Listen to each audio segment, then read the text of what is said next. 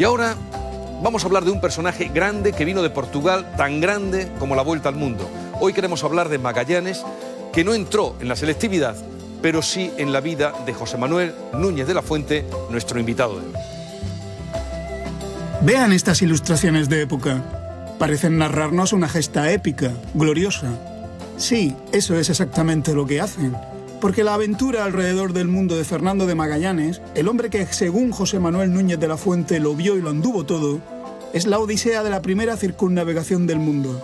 La historia de una osadía visionaria que arrancó esperanzada el 20 de septiembre de 1519 en Sanlúcar de Barrameda con 5 naves y 237 marineros y acabó 3 años y medio después con la entrada en el mismo puerto de una única nave triste y solitaria tripulada por 22 hombres hambrientos al mando de Juan Sebastián Elcano. Pero sin Magallanes, que quedó atrás, tendido muerto en una isla de Filipinas durante un rifirrafe con indígenas.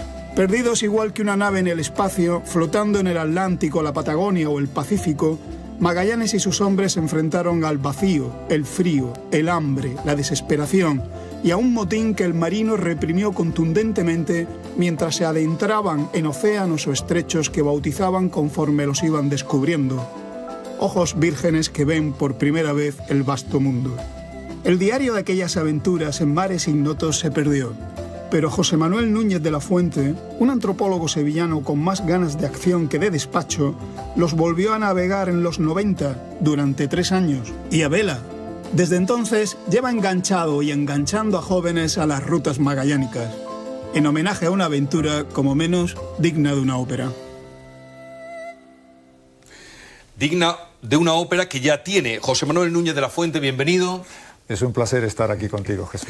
Bueno, si Magallanes, en el título de su libro, El hombre que lo vio todo y lo anduvo todo, de José Manuel podríamos decir el hombre que lo sabe todo de Magallanes. Bueno, yo no sé si todo, pero la verdad es que he dedicado parte de mi vida, yo diría ya la mitad de mi vida, porque es más de 30 años, dedicado no solamente al personaje, a toda una época a la que se le suele llamar como de los grandes descubrimientos, y yo no me quedaría solamente en los grandes descubrimientos geográficos, sino el descubrimiento de lo que significa realmente el conocimiento en su sentido más global, más exacto, ¿no? Yo creo que es una época extraordinaria y donde se produjo la primera globalización, que tuvo mucho que ver, lógicamente, con esta primera circunnavegación debida a Hernando de Magallanes y que finalizó Juan Sebastián Elcano. De manera que es uno de los grandes, de los grandísimos personajes de la historia. Pero también en esta historia, José Manuel se hizo navegante por Magallanes, ¿no? Por seguir su ruta. Sí, yo siempre suelo comentar a mis amigos que me preguntan, yo había navegado en las barcas de la Plaza de España de Sevilla, sí, y en algún ferris y en algún barco de algún amigo, pero normalmente además me solía marear, porque desde pequeño me mareo fácilmente. Y no, me hice a base de empujones marino y bueno, navegué durante 2 años y medio. Y haciendo la ruta de Magallanes. La ruta fiel, además, es importante decirlo porque se hacen circunnavegaciones, pero sabes que ya existen el canal de Suez y el canal de Panamá, cosa que si hubiese tenido, lógicamente, Magallanes hubiese aprovechado, pero en aquella época tenían que pasar los famosos cabos de África, el cabo de las Tormentas, después de Buena Esperanza, y lógicamente o el Estrecho de Magallanes o Cabo de Hornos. Mucho peor de navegar el Estrecho de Magallanes que Cabo de Hornos. Por eso después, a partir del siglo XVIII, pues los marinos y las embarcaciones de todo el mundo, y de todas las navieras, preferían lógicamente doblar el Cabo de Hornos que cruzar ese laberíntico estrecho con casi 800 kilómetros, que es un auténtico infierno. 800 kilómetros tiene... Sí, además en forma de V, pero no una V exacta, sino con vueltas, revueltas. Sí. Magallanes lo explica muy bien en el libro, lo que tuvieron que pasar. Ahí estamos viendo precisamente de ese viaje que hizo José Manuel en el 92, ¿fue, no? En el 90, nosotros salimos el 9 de febrero para hacer precisamente una serie documental para esta casa. Exactamente, para Canal Sur, una serie que se llama El Testamento de Adán. Esas son imágenes precisamente de ese documental. Exacto. ¿Y pasaron algún momento de apuros o muchos? Sí, muchos, pero bueno, yo siempre decía a mis compañeros que hicieron un enorme esfuerzo y sacrificio personal y de sus vidas, porque es muy duro, pero yo siempre les hacía la comparación, le hacía una comparación que resultaba realmente odiosa, ¿no? Aquellos marinos del siglo XVI iban en auténticos cascarones de nueces, y eran barcos absolutamente inseguros, barcos además que eran poperos, es decir, que solamente estaban preparados para navegar con vientos de cola, con unas velas. Imagínate subir por esos obenques con unos vientos. A partir de los 40, en la latitud sur, se le llama a los vientos los 40 rugientes, los grados de latitud. A partir de los 50, ya, ¿qué nombre le ponemos a aquello? Digamos, hicieron una heroicidad, hicieron verdaderamente una auténtica proeza que cualquier otra cosa que se haya hecho similar es meritoria, pero nunca es comparable. Bueno, este libro que tenemos aquí y que es fundamental para conocer, aparte una edición preciosa, le felicito, José Manuel, hay unas loas a Magallanes y a la primera vuelta al mundo de gente, me ha sorprendido, desde Fray Luis de León, de todas las épocas, termina con Stefan Zweig, el famoso escritor, pero también de Adam Smith, ¿no? Dice, los dos hechos más importantes para la economía del mundo fueron gestas marinas, remontar el Cabo de Buena Esperanza y cruzar el Estrecho de Magallanes y el Pacífico para alcanzar las Molucas. Exacto. Eso dice Adam Smith. Bueno, y hay de todos, ¿no? Hablando de esa gesta. ¿Y cómo se recuerda esa gesta y al personaje, por ejemplo, en Sevilla, donde empezó todo? Yo diría que de manera bastante mala. O sea, no ha habido realmente... Yo creo que tu inicio en este programa es extraordinario. Me ha encantado, sinceramente, porque a veces perdemos la perspectiva. Tenemos una enorme asignatura pendiente que aprobar en la sociedad en general, de nuestra sociedad moderna. Sí. Y no me refiero a un país concreto, que es la educación. Y a los políticos se les llena la boca, y posiblemente lo piensen y lo crean, pero no se ejecuta, no se realizan programas. Y yo creo que tú estabas haciendo una comparación de presidentes de gobierno que han sido preguntadas, políticas actuales de la historia contemporánea, y realmente los chicos no recuerdan. Posiblemente si preguntas a un chico, ¿quién era Magallanes?, te va a decir que es un futbolista chileno. Oh. Sí, y entonces, imagínate, pero igualmente si preguntas quién es Juan Sebastián Elcano, te va a decir, creo que es un barco español. Pero no los que hayan viajado contigo en las expediciones magallánicas que vienes haciendo, pero eso es una minoría, lógicamente. Pero yo quisiera que hoy ya tendremos tiempo a lo largo, porque lo de Magallanes espero que se tome en consideración. Tú llevas mucho tiempo trabajando. Creo que se va a tomar la red de ciudades magallánicas, una ópera que se ha apuntado ya, la han ido ya presentando, pero posiblemente se estrene, está hecha, pero se estrene. Bueno, nosotros tenemos la ilusión, Jesús, tanto los músicos, maravillosos maestros, Marco Reguesa y Giovanni Scapecchi, y yo como libretista, es un proyecto que tenemos la ilusión, digo, de que se estrene en el año 2019 en Sevilla, en el Teatro Maestranza. Esa es nuestra verdadera ilusión, y yo creo que realmente se está trabajando en pro de esa cuestión. Yo creo que los políticos a su nivel, tanto a nivel local, el Ayuntamiento de Sevilla, además los alcaldes que ha habido, y ahora actualmente el alcalde que tenemos, Juan Espadas, está pilotando todo este tipo de proyectos.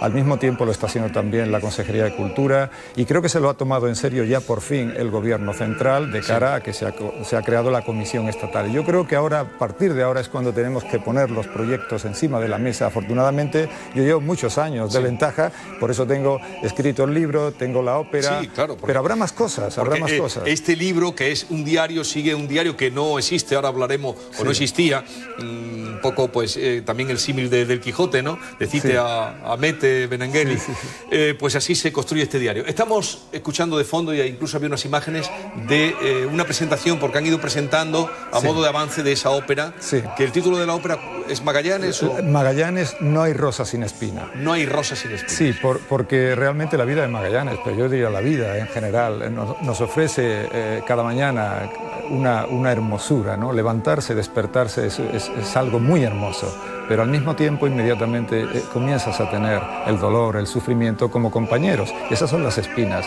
pero eso no me lo he inventado yo.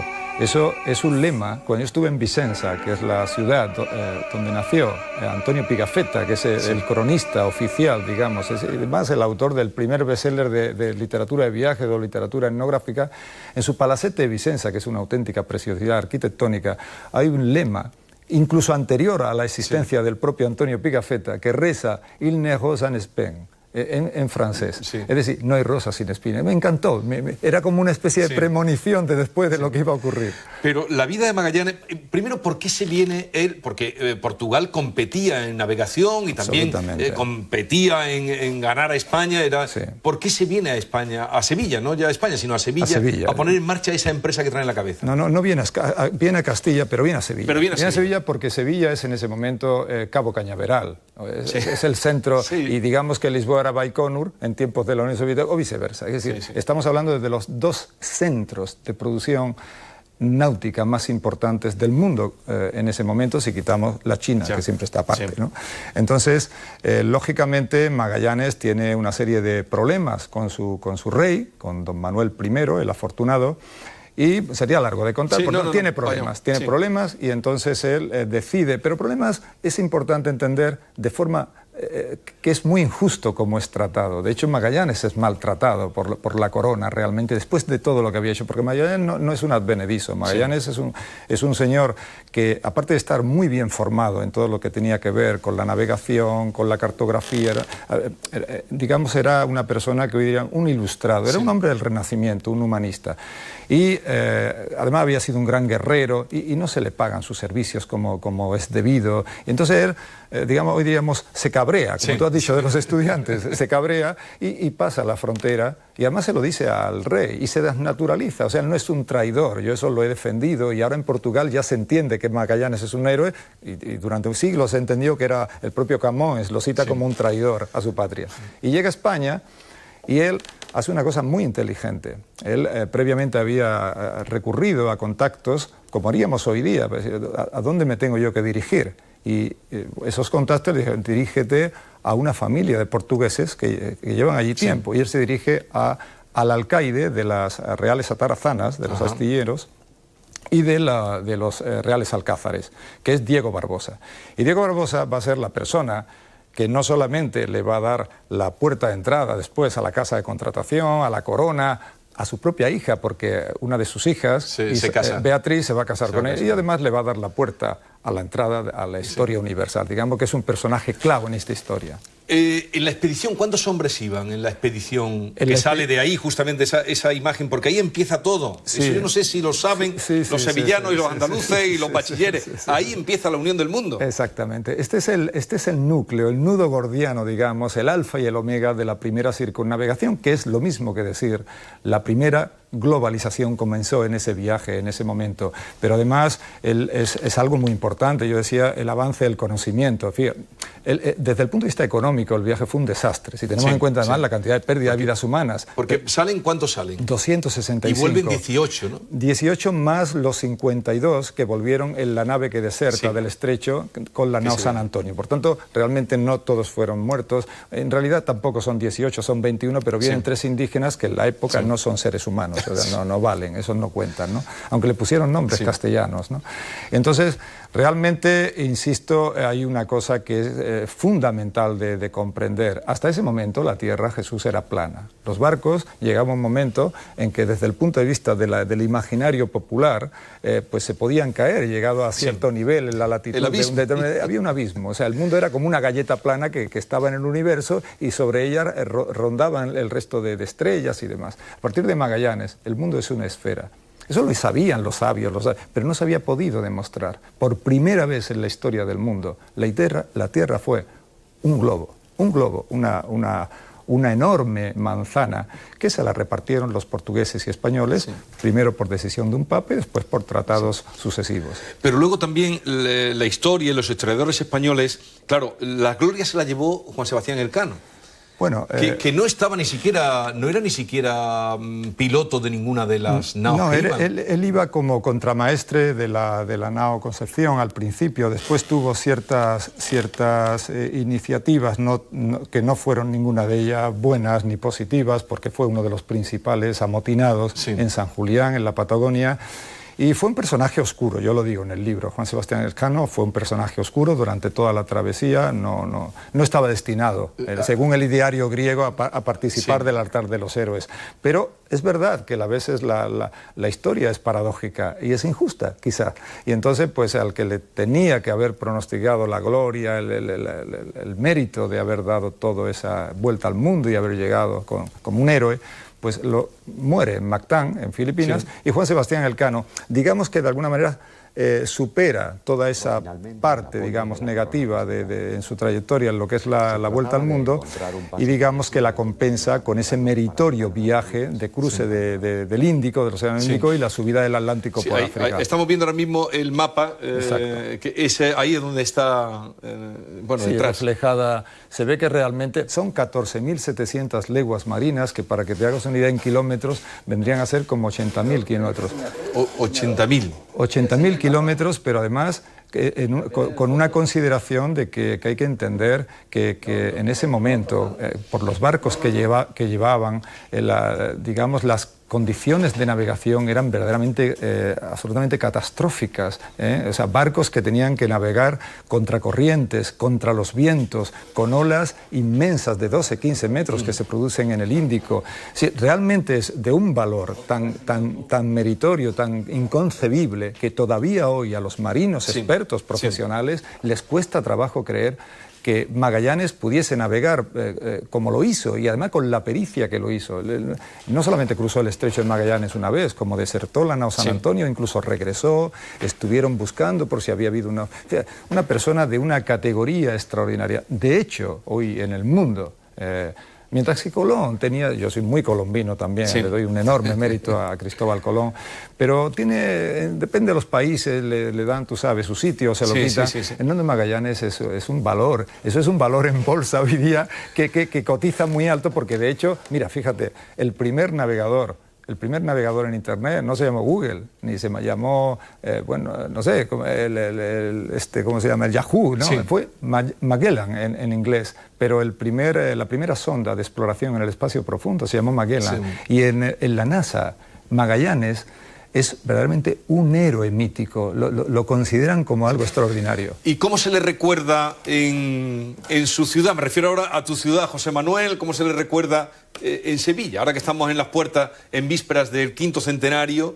de esa circunnavegación? Yo creo que por primera vez se está hablando de Magallanes de una forma conveniente. Yo creo que no solamente se está haciendo una labor divulgativa, yo la llevo haciendo hace muchos años. Pero eso a título personal. No, pero digo, también como... Y por primera vez las autoridades, por primera vez veo que hay un planteamiento de mirar de frente, porque normalmente los españoles, y sobre todo también los andaluces y los sevillanos, vemos la historia de espalda. Es como si no nos interesara a veces cosas que son verdaderamente importantes y grandiosas. Los pueblos tienen que estar orgullosos de las cosas que han hecho, porque es el mejor exponente para enseñarlo a nuestras generaciones futuras. Es lo mejor, o sea, el mejor espejo que le podemos enseñar a nuestros estudiantes son los valores de esos personajes como Magallanes, en los que ellos se pueden ver reflejados. Porque yo lo digo, o sea, los Magallanes del futuro no tienen por qué ser ni siquiera navegantes. Claro, ya ha cambiado el mundo. Claro, a lo mejor tienen que ser navegantes, pero del ciberespacio. Y tienen que entender que solo a través del esfuerzo, de la voluntad, de la lealtad, que es importante, del sacrificio. Esos son los valores que pregonaba Magallanes y los que de alguna manera lo han hecho un personaje universal. Y él siempre fue en la nao Trinidad, ¿no? Sí, él era capitán de la nao Trinidad y capitán general de la flota. De toda la flota. ¿Cuántos iban? Que le pregunté al principio. En total, 265. No, después hubo unos cambios. Pero digo barcos. Barcos, cinco barcos. La nao Trinidad, la nao Concepción, la nao Santiago, la Victoria y la Concepción. La Victoria fue la única... La Victoria fue la que llevaba el nombre ya predestinado, la nao Victoria. Sí, es que lo llevaba en su pedigrí. En el año 92 se hizo una reproducción de la nao. Tenemos una maravillosa nao Victoria. Que está en Palos, ¿no? No. En La Rábida, ¿no está? No, esas son las 3 réplicas de las carabelas. Pero creía que estaba también allí la nao Victoria. ¿Dónde está? Está navegando. Ah, sigue navegando. La nao Victoria está a cargo de la Fundación Nao Victoria, que se llama así, Y la nao, eso yo creo que es un pabellón flotante extraordinario. Sí, aquí he estado varias veces en Sevilla, cuando viene a Atraca, va a Estados Unidos, y se puede visitar. Y va al norte de España. Es un pabellón flotante de esa misma historia. Dio la vuelta al mundo, aunque la dio por trópicos, pero con un valor y un mensaje muy meritorio.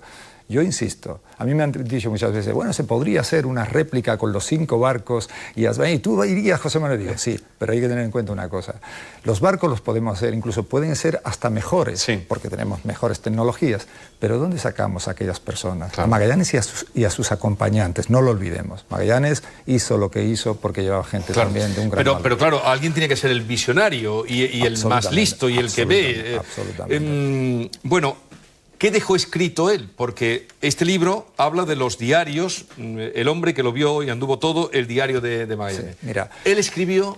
Sí, él había escrito anteriormente algunos relatos de su vida en Malaca y en la India, que él estuvo. De hecho, yo digo en el libro también otra cosa, otra novedad, digo varias. Ahí se anuncian varias novedades y una de las cosas que yo digo, vamos, que no es que tampoco estuvieran ocultas en la historia lo que hay que hacer los cronistas, lo que tenemos que investigar y sacar lo que realmente merece la pena.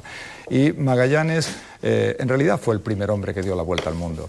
Ahí incluso yo en el documental propiciaba la idea de que realmente había sido el esclavo, Enrique, el esclavo malayo de Magallanes, porque justamente cuando él regresa, él había sido capturado en Malasia, cerca de la península de Malaca, y había sido llevado a Portugal por Magallanes, lo había comprado, y después se sale de Sevilla, va dando la vuelta al mundo y regresan, y cuando Enrique, el esclavo de Magallanes, comienza a hablar su misma lengua con gente de prácticamente la misma longitud, ha dado la circunnavegación, o sea, ha rodeado el mundo, pero quien realmente lo hizo fue Magallanes, porque incluso Enrique no había llegado al grado de longitud en el que había sido comprado, pero Magallanes había estado en las islas del Mar de Banda cuando estuvo al servicio de la corona portuguesa entre 1505 y 1513. Y él en una expedición, la famosa expedición de Antonio de Abreu y Simón Alfonso de Visagudo, y de su amigo y camarada Francisco Serrao, que se carteaba con él, que fue un marino que se quedó en las Islas Molucas, Magallanes, cuando regresa a Filipinas, si entendemos, el Mar de Banda estaría situado aquí en el mapa y Filipinas aquí. O sea, el Mar de Banda aquí, Filipinas aquí. De manera que cuando Magallanes llega a Filipinas realmente había dado la vuelta al mundo, porque había cruzado el grado. O sea, que dio la vuelta al mundo. A nivel simbólico. O sea, digamos que lo que pasa es que no en el mismo viaje. No es una circunnavegación como, por ejemplo, ocurrió con lo que le pasa a Juan Sebastián Elcano, que es en un mismo viaje. También lo hizo después Francis Drake. Pero 70 fue el años primero. más tarde, exacto. Y para eso, además, José Manuel ha hecho justicia poética con este libro. Charo Gutiérrez. Muy buenas tardes. Aquí un navegante, antropólogo, historiador, navegante. Encantada de tenerla aquí. Nada, muchas gracias. Bueno, vamos con nuestro cuestionario diario para conocer un poquito más a nuestros invitados. Muy bien. Preguntitas son cortitas, la respuesta cortita todavía también. más. ¿De acuerdo, José Manuel? Bueno, ¿la historia pone siempre a los aventureros en su sitio? No. ¿La mayor aventura de la historia? La mayor aventura de la historia es la primera circunnavegación al globo. ¿Qué viaje estaría dispuesto a emprender ahora mismo? Yo me iría en una expedición que fuese a Marte. ¿Espera más de la ciencia o de la política? De la ciencia, indiscutiblemente. ¿Cuál es su revolución pendiente? Yo diría la de situar en un plano realmente de eficacia absoluto la no violencia contra los niños y las mujeres. Esa es para mí la verdadera revolución. De haber sido español, Magallanes tendría mayor notoriedad el quinto centenario que se va a celebrar. Yo creo que es un problema de falta de perspectiva. Yo creo que digamos que vamos a tener la oportunidad de poner en la altura adecuada este episodio histórico, este hito histórico. ¿La mayor mentira que nos han contado, José Manuel? La mayor mentira que nos hayan podido contar, pues que... prefiero callármela. ¿Dónde has sido más feliz? ¿En el mar, navegando o en tierra firme? Fui muy feliz en el mar, lo tengo que confesar, inmensamente feliz. Yo en medio del Pacífico se me ocurrió una frase que en realidad no es mía, además era una tontería en aquel contexto, pero le dije a mis compañeros, viendo las constelaciones del hemisferio sur, tirado en la cubierta mirando al cielo, y dije: esto es ponerse el mundo por montera. No podía ser más feliz. ¿Y dónde ha pasado más apuros? Pues lo pasamos justamente, nos pilló un tifón en las Filipinas, en la isla de Cebú, donde se hundieron muchos barcos. Pudimos rescatar a 7 náufragos en el mar de Sulu y eso fue una de las cosas más hermosas que nos... porque salvamos vida. Son personas que prácticamente estaban ya a punto de morir ahogados y a presa de los tiburones. Y de noche, en la madrugada, oímos unas voces, serían las 3 de la madrugada, y pusimos los focos que llevamos y estaban agarrados allí a 4 maderos. José Manuel, ¿a qué hemos venido al mundo? Pues hemos venido al mundo a aprender. Somos muy curiosos los seres humanos, a aprender, nada más. Por último, yo añadiría, ¿existe algún lugar donde le gustaría perderse en este momento? En este momento, pues me gustaría perderme en el Rincón de la Victoria. Ah, bueno, no está mal. Bueno, no sabía si me iba a elegir Triana, porque nos ha elegido un tema de Triana. Sí, sé bueno. de un lugar, ese es el tema que nos ha elegido. Digo, bueno, lo mismo es que quiere perderse allí, sabe ese lugar. Yo siempre digo que soy de Triana, de la República Independiente de Triana. Soy muy trianero, lo confieso. Y bueno, para mí...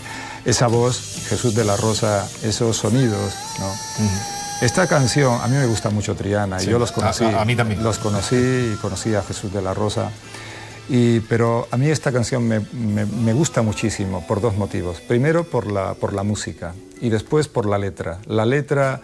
Mira, hablando de Fray Luis de León, que lo has mencionado antes para Magallanes, esta letra es una letra que nos asocia a aquella vida descansada que pregonaba Fray Luis de León. Fíjate que, ¿no? Efectivamente, o sea, no puede haber mayor sencillez. ¿Qué está diciendo Jesús ahí con su voz maravillosa? El brote de las flores. Y para entender los desvaríos de un siglo devastador, como dice la sinopsis del libro, El mundo de ayer, Memorias de un europeo, de Stefan Zweig. Es el libro que nos ha elegido. Sí, yo digamos que Stefan Zweig para mí es un autor incuestionable, inalcanzable. Creo que es un autor que hay que leer mucho sus novelas, sus biografías, pero hay que leer El mundo de ayer, Memorias de un europeo. Yo lo digo para la gente adulta y especialmente para los jóvenes, porque lo peor que tenemos los seres humanos es que no paramos, no nos cansamos de repetir las mismas barbaridades. Y yo creo que es el mejor libro de historia, y es la primera vez que Stefan Zweig, que era un bibliófilo extraordinario y que siempre trabajaba muy apoyado de sus documentaciones, escribe de memoria. Y él escribe de memoria un relato extraordinario. Es fantástico. Yo me había traído el de Magallanes de Stefan Zweig. El hombre y su gesta, que sé que también que lo quiero mucho este libro. Una maravilla. Bueno, vamos con la pintura, ya muy brevemente, porque tenemos poco tiempo. En un abrir y cerrar de ojos, Inictu Oculi. Sí, bueno, porque este es muy particular. Juan de Valdés Leal. Me parece un pintor extraordinario. Yo soy muy de Murillo, pero en este sentido prefiero esta obra, porque si a un estudiante hubiese que explicarle qué es el barroco, yo diría, tienes que ver esas famosas obras de las postrimerías, ¿no? Le llamo jeroglíficos de las postrimerías, que están además en la Caridad. Y en concreto en Inictu Oculi es la síntesis del barroco para mí, es una obra magistral, maravillosa. Bueno, y para terminar, una revolución, la que representa siempre la obra de Quentin Tarantino. Nos ha elegido la película Pulp Fiction. Sí, no, indiscutiblemente. Claro, porque Quentin Tarantino para mí es un autor muy ecléctico, es un gran cineasta, un gran cinéfilo, y para mí Pulp Fiction representa lo que es el cine moderno. Hay una revolución, a mí me encantan las revoluciones, me encantan los innovadores, y hay un cine después de Pulp Fiction, él había hecho una película anterior fantástica, pero Pulp Fiction, este es otro cine. Y bueno, y sus personajes, su relato entre la comedia y el cine negro es fantástico. José Manuel, tenemos que terminar, pero antes el fotomatón de nuestro programa, a ver cómo ha quedado. Vamos a verlo.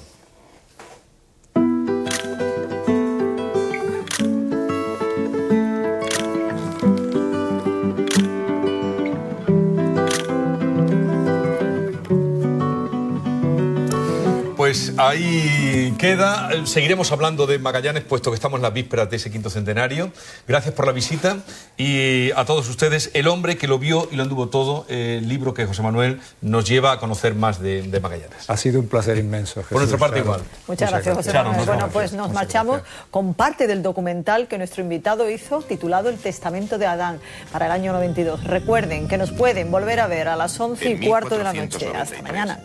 La bula intercaetera determinó una línea meridiano a 100 leguas al oeste de las Azores, que dividía el mundo en 2 mitades. la oriental para los portugueses y la occidental para los españoles.